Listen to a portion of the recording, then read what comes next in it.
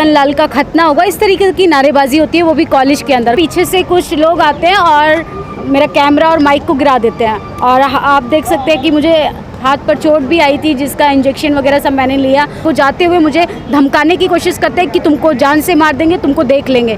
सोचिए किस तरीके से कि पत्रकार महफूज नहीं है इस देश में। एक महिला के गिरेबान पे हाथ डाला जाता है, वहाँ पे कपड़े खुल जाते, वहाँ पे मेरे कपड़े फट जाते, तो इसके जिम्मेदार कौन होता वहाँ पर? जबकि ये सब हो रहा था दिल्ली पुलिस की मौजूदगी में, वहाँ पे लेडी कांस्टेबल भी मौजूद थी और सोचिए कोई भी संज्ञान नहीं ले रहा था, हाथ पे हाथ रखे सब लोग वहाँ खड़े थे। तमाम मीडिया कर्मियों से पूछना चाहिए बजाय शंभू के कि जो दिन रात बैठकर अयोध्या हमारा है, राम राज्य लाएंगे, मुल्ले काटे जाएंगे, सुदर्शन चैनल, आज तक की अंजना ओम कश्यप, रूबी का लियाकर तमाम खुलेआम इस तरीके से सांप्रदायिक दंगों को बढ़ावा देता है। एकमात्र शेड्यूल कास्ट का बंदा, ये ओबीसी कम्युनिटी का बंदा सिर्फ जाति पे सवाल कर लेता है तो आपको प्रोवोकिंग लगता है। लोग तो इस तरीके से वो बोल रहे हैं कि वीडियो वायरल हो रहा है कि आपने पत्रकारिता के एथिक्स की वैल्यू को एकदम एक्सपोज कर दिया है, शर्मसार कर दिया है। एक पत्रकार को हाथ नहीं उठाना चाहिए, कॉलर नहीं पकड़ना चाहिए। मैं पत्रकार बाद में, महिला पहले हूँ, महिला के कपड़े खोले जाएंगे, प्रशासन खामोश रहेगा तो मुझे फूलन बनना पड़ेगा। वो जमाना गया कि बहुजनों को पैरों की जूती समझा जाता था, अब जो जैसी भाषा समझेगा हम उसको वैसी भाषा समझाएंगे। मारपीट करने पर उतारू हो जाते हैं, जब उनको रोकने की कोशिश करते हैं, मेरे साथी उसके पीछे भागने की कोशिश करते हैं तो वो तेजी से रफ्तार के साथ अपनी थार लेके चले जाते हैं। ये तो प्रिंसिपल से सवाल होना चाहिए कि हिंदू कॉलेज की प्रिंसिपल ने इस तरीके के प्रदर्शन के लिए परमिशन कैसे दी। 23 मई को रतन लाल जी के अगेंस्ट में, जो दिल्ली यूनिवर्सिटी में प्रोफेसर हैं, उनके विरोध में एक धरना प्रदर्शन था हिंदू कॉलेज के सामने। वहाँ पर एक पत्रकार जिनका नाम निधि रतन है, नेशनल दस्तक से हैं, उनके साथ में कुछ घटना घटी।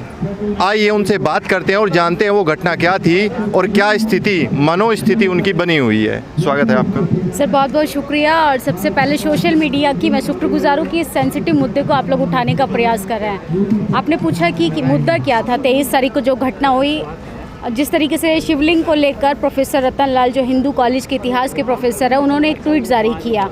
वो इतिहास के प्रोफेसर हैं, जाहिर सी बात है कि वो ट्वीट करके ये तथ्यों को जस्टिफाई करेंगे कि वो चीज़ सही है कि गलत है। उनके ही अब्सेंस में प्रदर्शन जारी होता है उनके विरोध में कि रतन लाल का खतना होगा, इस तरीके की नारेबाजी होती है, वो भी कॉलेज के अंदर। कॉलेज के अंदर हम लोग प्रोटेस्ट को कवर करने जाते हैं, नेशनल दस्तक की पूरी टीम जाती है, तो वहाँ पे कॉलेज की प्रिंसिपल का कहना है कि आप अंदर नहीं आ सकते, मीडिया अलाउ नहीं है।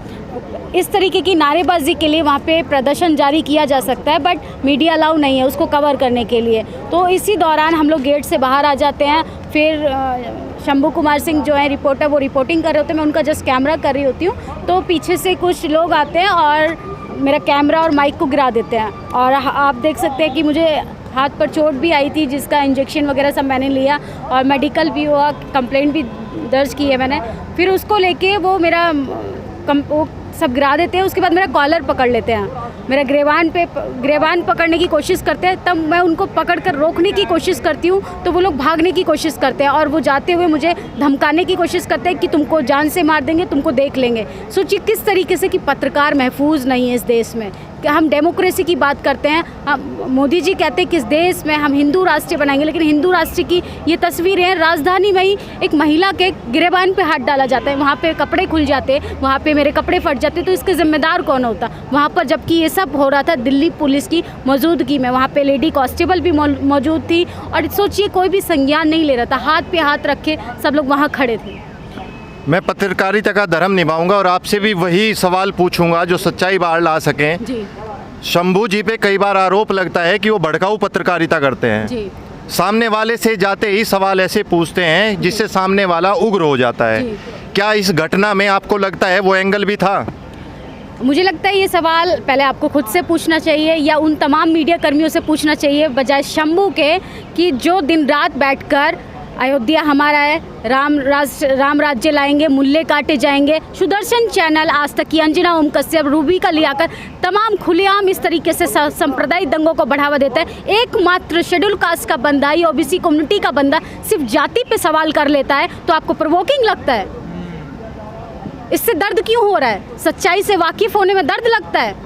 तकलीफ होती है। एक आरोप ये भी लगता है कि जब आप जाति पे सवाल पूछते हैं तो आपको उससे पहले जी। जो मुद्दा है उस पे बात कर लेनी चाहिए एक बार, ताकि सामने वाले की मनोदशा आप समझ सकें। जी, असल बात ये बताइए कि जाति पे सवाल क्यों नहीं होना चाहिए, जाति पे बात क्यों नहीं होनी चाहिए? समस्या जाति के आधार पर ही हो रही है ना, सारी चीज़ें जाति के आधार पर ही जुड़ी हैं। आप देख सकते हैं आज जहां हम प्रेजेंट है जंतर मंतर पे, यहाँ पे 20 लोग होंगे मैक्सिमम, कश्मीरी पंडितों के पलायन को लेके यहाँ प्रोटेस्ट जारी कर रहे हैं, लेकिन तमाम जो मेन स्ट्रीम मीडिया जिनको बोला जाता है वो सब लोग यहाँ मौजूद हैं। आरक्षण के विरोध में जब प्रदर्शन होता है तब क्यों नहीं आते? आरक्षण के खिलाफ नीतियाँ लाई जाती है तब ये लोग सवाल क्यों नहीं करते? न्यू एजुकेशन पॉलिसी लाई जाती है उस पर सवाल क्यों नहीं करते? तो सिर्फ ये जाति का खेल है और आप कह रहे हैं कि जाति के सवाल से पहले उन तमाम मुद्दों को रखा जाए।